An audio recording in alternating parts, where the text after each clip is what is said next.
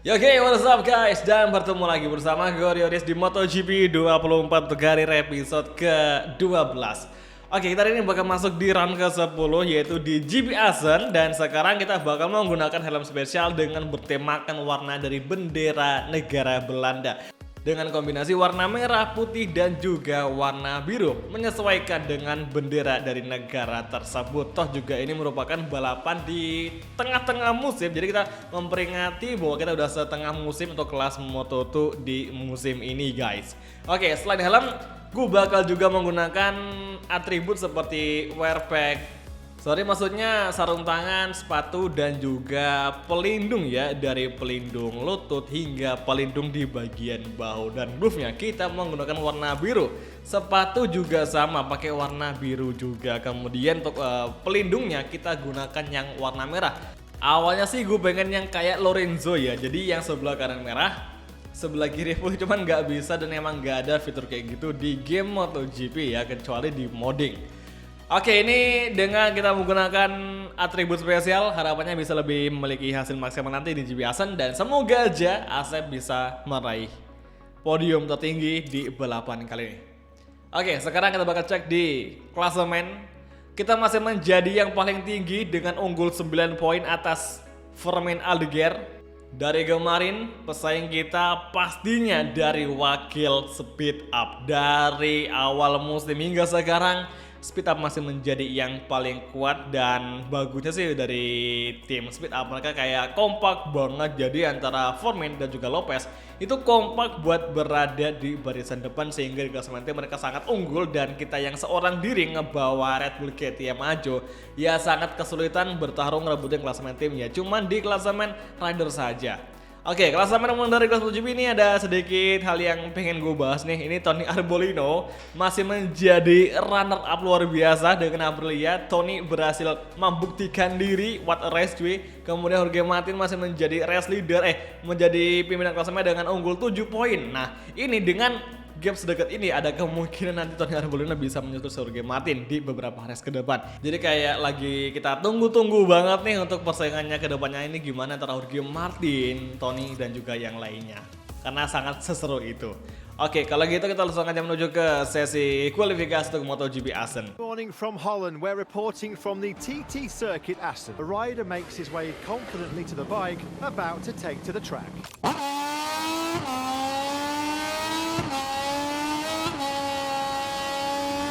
Oke guys, sesi Q1, dan sekarang misal kita ingin tembus di Q2, kita harus bisa memiliki lap time yang mendekati 3 besar, dimana sekarang ini Philippe Salak yang menjadi pimpinan di Q1 memiliki lap time 1 menit 38,501. Oke, turn 1 nice sekali, Asep mendapatkan racing lane terbaiknya. Turn ketiga, oke, entry corner. Kita agak melebar menuju tikungan hairpin. Tikungan kelima langsung kita entry kembali. Oke, sektor 1 berapa kaki kita dengan Philippe Salak. Here we go guys.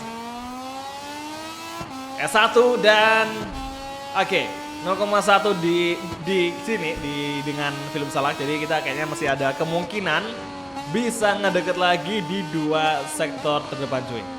Oke, ini dia sektor kedua, entry kembali, dan yes, nice. Ya meskipun agak tipis ya, kayak mepet sama Philippe Salak, tapi kita masih dikatakan unggul ya, unggul 0,036 dengan Philippe Salak. Tikungan ke-9, turn ke-10. Oke, kita agak melebar keluar dari racing line, tapi tenang saja. Oke, sektor ketiga, exit corner, dan inilah gap kita di sektor 3 dengan Philippe Salak, dan luar biasa. Aduh, malah agak lambat, tapi nggak apa-apa, masih sangat tipis. Last sektor, kesempatan terakhir Surasep di Q1. Akankah Surasep mampu lolos dari Q1 agar ke Q2 langsung? Dan inilah dia last sektor, last corner, dan langsung kita geber lagi. Lifetime dari Asep masuk di tempat ketiga, luar biasa. Oke, satu percobaan lagi, dan inilah dia last sektor. Time attack lap kedua kita menyisakan last weekend. bendera sudah dikibarkan. Dan sekarang keluar tikungan exit corner menuju finish line dan lap time dari Asep berada di angka 1 menit 39,109 detik. Tapi kita udah lolos dari sesi Q1 dan kita berhasil menggeser Mario Haji yang semula di tempat keempat, cuy. Kita sesama Indo tapi lagi battle nih di kualifikasi sama Mario Haji. Kalau gitu langsung aja kita masuk ke Q2 dan kita akan mencoba meraih hasil yang maksimal di sesi kualifikasi kedua. Oke, let's go. Here we go guys. Sesi kualifikasi kedua menyisakan waktu 1 menit 38 detik lagi dan sementara Surasep masih di posisi ke-17.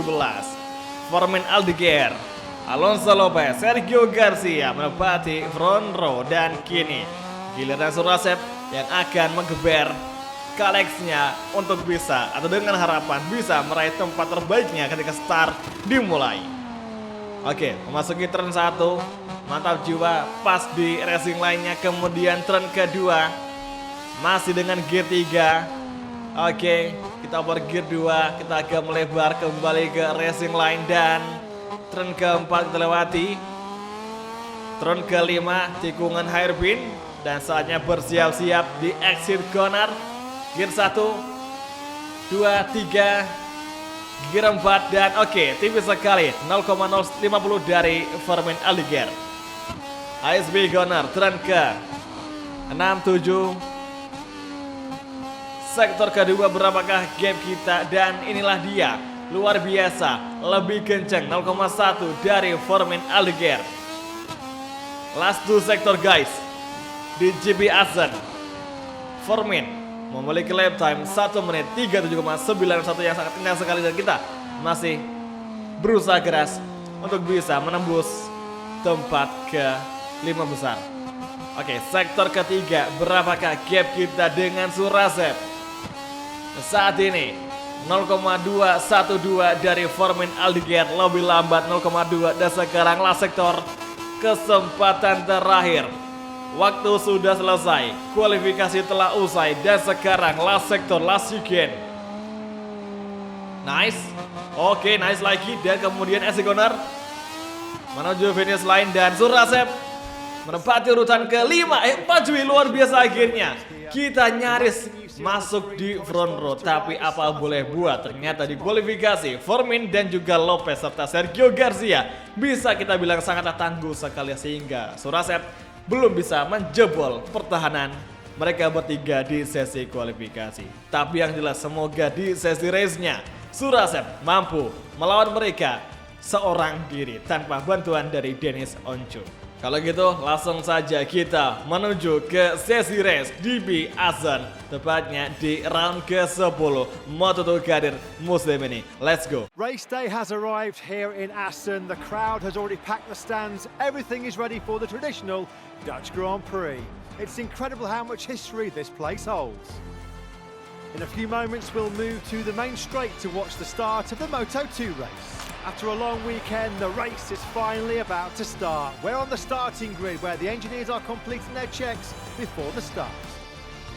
The sky is overcast and temperatures are particularly low, so many teams have fitted soft tyres to both the front and rear to allow riders to bring them up to temperature more easily. Kita hari ini bersama Formin Aldeguer itu masih bisa dibilang kayak lagi saingan banget nih, kira-kira nanti siapa yang bakal naik di kelas MotoGP. Jadi kayak ini tuh kita memiliki misi di 4 balapan, dari 2 balapan kemarin tuh kita dikasih misi untuk ngalahin si Formin Aldeguer dalam rangkaian kita diseleksi kira-kira siapa yang paling cocok, paling perform banget buat naik di kelas yang lebih tinggi. Kalau disuruh milih tentu saja gue pribadi lebih milih sama apa ya, misalkan nih emang dilirik sama tim MotoGP, gue sih pengen dilirik sama dan gabung ke tim yang memiliki basic markas di Eropa seperti KTM, Ducati atau mungkin Aprilia. Karena kalau kita ngarep sama pabrikan Jepang kayaknya ya nihil banget hasilnya, sama kayak yang ada di real life MotoGP. Oke, hari ini soft dan soft kita gunakan karena ini mendung jadi tidak terlalu tinggi suhu tracknya. Semoga saja Surasep bisa bertarung di barisan depan. Oke, kita melawan duo speed up dan juga Sergio Garcia, wakil dari Mark Vinies. Dan sekarang round ke-10 lampu merah padam, titik asem sirkuit, it's on the way. Oke, nampaknya Asep mulai muncul di barisan depan. Namun Formin Aldeguer masih mendefend dari inside line sehingga sekarang Formin membuka ruang kepada Alonso Lopez. Dan kini duo speed up masih sangat kuat sekali menjegal, mendefend serangan dari Surasep. Oke, Formin Ramirez mengalami track limit dan sekarang di tikungan keempat menuju hairpin turn kelima. Let's see, apakah Asep bisa mengovertaking Alonso dan kini dari inside Surasep berhasil mendobrak pertahanan dari speed up. Meskipun sekarang Alonso Lopez masih kembali menyerang dan bahkan Lopez mengovertaking teammate-nya dan Asep mengambil bagian luar sehingga sekarang Surasep berhasil mengovertaking Formin Aldeguer, namun Alonso Lopez lepas di depan kita. Oke, entry tikungan ke-8. Masih mencoba Surasep fokus kepada serangan Alonso Lopez yang kini Lopez semakin kita rapatkan. Tikungan ke-9 menuju turn ke-10. Entry kembali. Kita dari outside line dan masih kembali side by side dengan Alonso Lopez dan kini Lopez masih berdefend. Surasep mengambil celah dalam di sana, kita berhasil kita overtaking Lopez, namun kembali kita masih side by side hingga di sini di tikungan ke-12 kontak terjadi yang membuat Alonso Lopez mundur di tempat ketiga dan Formin Aldeguer masuk di posisi runner up. Oke, kita agak mistake tadi untuk over gear-nya kurang bagus. Nah, sekarang masuk ke tikungan Shigen. Last corner, full gas kembali from Surasep. Overtaking dari Formin Aldeguer datang bersama dengan satu rekan timnya yaitu Alonso Lopez yang kini nampak jelas sekali duo speed up memang jelas kompak untuk menjegal dominasi dari Red Bull KTM maju. Kali ini Formin Aldeguer di depan kita. Step by step kita mengawasi, mencari celah kosong dan kini tikungan keempat kita overtaking namun Formin mengambil bagian kiri. Oke, exit corner kita overtaking Formin dan kini exit corner masih kembali beradu akselerasi dengan Formin Aldeguer. Kita mencoba slip trim tapi belum bisa karena cukup jauh gapnya. Oke, saat ini langsung saja kita overtaking perlahan dan masih belum bisa. Stay fokus, kita ambil inside dan finally Surasep berhasil melakukan manuver. Oke, kembali Formin Aldeguer men-switch back tempat pertama namun dia gagal. Meskipun cara overtaking dari Formin Aldeguer yang bisa kita bilang cukup agresif, tapi tidak membuat kita kaget. Kita sudah mengantisipasi bahwa AI bakal ngelakuin hal seperti itu. Dan sekarang giliran Surasep untuk menjaga tempat pertama dari serangan Formin dan juga Alonso Lopez. Sementara itu Ayogura, Sergio Garcia, Vietti, Manuel Gonzalez dan juga Joe Robert melengkapi 8 besar. Sektor keempat awal entry corner masih di high speed corner dan sepertinya yellow flag berkibar. Seseorang terjatuh di sektor ketiga tadi sepertinya. Semoga saja mereka masih bisa kembali. Namun ternyata dua riders crash dan mereka DNF. Oke, kali ini Formin kembali melawan dan masih side by side dengan Surasep hingga di turn 1 lagi-lagi. Duo speed up melakukan overtaking bersama-sama. Langsung kita overtake kembali karena mereka berdua terlalu berambisi sehingga mereka melebar. Dan langsung kita ambil alih ketika mereka mengalami kesalahan dan kita berhasil memanfaatkan kesalahan tersebut. Oke guys, dua riders sudah out of the session. Diego Moreira dan juga Xavier Tigas. Gak terlalu jelas apa yang terjadi, tapi gue rasa misalkan kita mengaca kepada sektor ketiga, itu sektor dengan lintasan penuh tikungan high speed. Bisa saja mereka mengalami suatu high side atau mungkin collision atau mungkin bahkan menginjak kerja yang sangatlah tebal sekali. Itu yang mungkin bisa ngebuat mereka terjatuh dan DNF. Oke, kembali ke track dan sekarang di turn ke-9. Lap ketiga, gap dengan Formin 0,5. Setengah detik gap dengan Surasep antara Formin dan juga si Asep. Turn ke-10, oke, 0,7 semakin jauh. Merasa Formin tidak akan bisa nyusul kita lagi hingga nanti di akhir-akhir balapan. Oke guys, menuju tikungan di depan, high speed corner, sektor keempat, entry tikungan ke-15. Gue rasa mereka Formin dan juga Alonso Lopez akan ngelakuin cara yang sama, yaitu ngedeketin kita ketika di exit corner selepas dari keluar tikungan chicane. Dan inilah dia sepertinya Formin Aldeguer lagi-lagi langsung menempel laju dari Surasep. Namun Surasep berhasil menjadi fastest lap di lap sebelumnya. Akankah rekor? Oh, gagal. Rekor fast lebih tadi overtaking atau digeser oleh Marco Ramirez dengan lifetime 1 menit 30,741. Dan sekarang kita harus fokus kembali di lintasan di dua setengah lap lagi. Oke guys, sekarang ini ada satu rival kita yang diberi peringatan limit, yaitu Formin Aldeguer yang mengantongi beberapa kali peringatan track limit. Nggak jelas berapa, tapi gue rasa lebih dari 2. Sementara itu Sergio Garcia juga mendapatkan sebuah peringatan yang jika dilanggar hingga 5 kali pelanggaran track limit, itu akan menyebabkan mereka diberi hukuman memasuki long lap penalty. Ya mungkin emang gak seberapa jauhnya, tapi itu sangat berpengaruh banget kepada perpindahan posisi. Apalagi ketika masuk di area track limit, kita harus ngelambatin motor hingga kecepatan di angka 60 km per jam, 60 km per jam ke bawah. Gak boleh lebih dari itu. Jadi hati-hati aja. Dan sekarang kita masih clear banget, tidak ada limit sama sekali. Tumben banget ya, karena biasanya di MotoGP 23 kita selalu mengalami sebuah track limit. Dan sekarang gap dengan Formin semakin rapat. Apakah di sini Formin Aldeguer akan segera menyerang? Oke, benar saja, Formin Aldeguer langsung mengambil tempat pertama di lap kelima. Kembali kita akan mencoba mendorong Formin, dan Formin sepertinya melebar. Kita ambil inside line dan Formin Aldeguer membuat kembali peringatan track limit.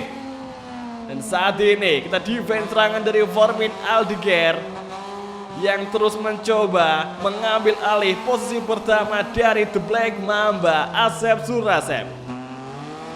1,5 lap lagi GP Assen akan segera usai, namun kemenangan belum bisa dipastikan karena peluang bagi 3 rider terdepan itu masih saja bisa terjadi. Bisa saja di beberapa waktu ke depan ini 3 orang ini akan berubah posisi atau bertukar tempat. Untuk GP Assen semua kemungkinan masih bisa terjadi. Never say never in MotoGP.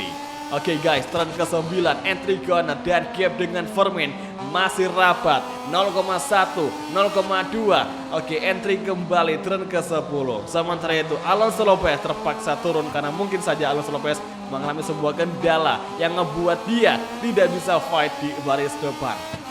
Tersisa Formin dan juga Ogura yang akan segera melakukan serangan balik kepada The Black Mamba Asep Surasep. Oke guys, menuju last weekend, lap kelima akan segera usai. Entry corner pasti bisa, kesempatan masih bisa. Dan ya ampun, malah motong jalur. Oh, Formin Aldeguer, penalti, long lap penalti bagi Formin Aldeguer. Sepertinya Formin Aldeguer memotong jalur di last sector tadi di tikungan chicane. Oke, let's see, apakah Formin bakal masuk ke area LLP? Dan sepertinya benar saja, Formin Aldeguer menyerahkan kemenangannya begitu saja kepada Surasep gara-gara Formin Aldeguer harus memasuki jalur long lap penalty. Padahal guys ya, seharusnya masih ada kemungkinan bagi Formin untuk mengovertaking Surasep, tapi ternyata Formin mengantongi long lap penalty setelah dia mungkin ngepangkas atau shortcut di last sector. Oke, saat ini lap terakhir tinggal setengah lap lagi, namun kejaran Ayogura masih muncul di belakang. Sangat tidak bisa kita sangka-sangka pole position mendapatkan long lap penalty. Dan wow, luar biasa, Surasep menjadi fastest lap di lap kelima tadi.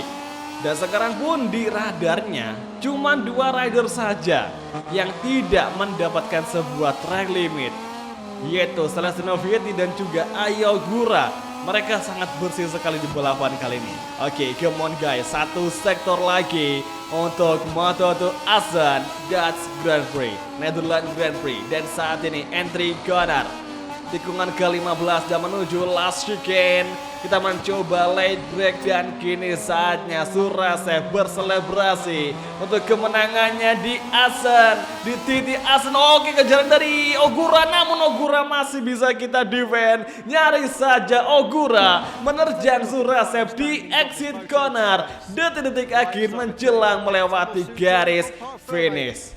0,016 gap dengan Ogura yang finishnya tepat di sebelah kita. Untung saja Ogura tidak sempat untuk berada di depan dari Surasev. Oke, Celestino Vietti melengkapi 3 besar. Sementara itu Alonso Lopez di tempat keempat. Sergio Garcia, Joe Robert, Manuel Gonzalez, Albert Arenas dan Formin Aldeguer serta Somkia Chantra di 10 besar.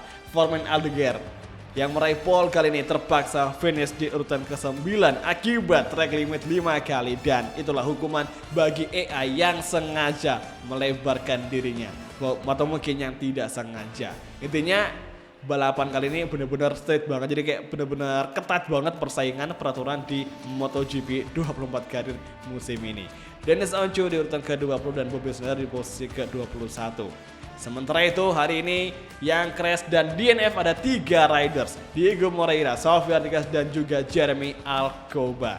Dan setelah gue cek di replay tadi ternyata ini antara Sofia Artigas, Diego Moreira itu sama si Jeremy Alcoba crashnya ya di last sector cuy, meskipun beda-beda tempat dan juga lapnya. Tapi yang jelas yang paling parah ya crashnya si Sofia Artigas cuy, yang high side dan mental di sektor keempat.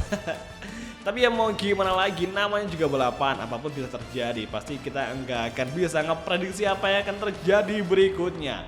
Semua itu pasti akan terjadi tanpa sepengetahuan kita. Di klasemen rider kita masih menjadi top leader dengan unggul 23 poin atas Alonso Lopez, dan Formin terpaksa turun di tempat ketiga dengan sekarang memiliki gap 27 poin dengan Asep Surasev. Luar biasa.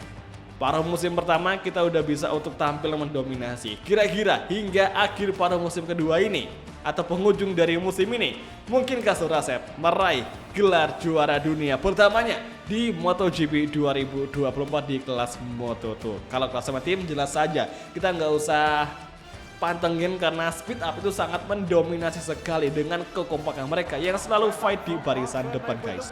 Jadi ke semua, kalau gitu langsung aja kita mengakhiri video kali ini. Kalau gitu terima kasih nonton dan sampai ketemu lagi di next race tepatnya di Jerman Grand Prix di sirkuit Sachsenring. Oke, thank you, bye dan ciao guys, sampai jumpa.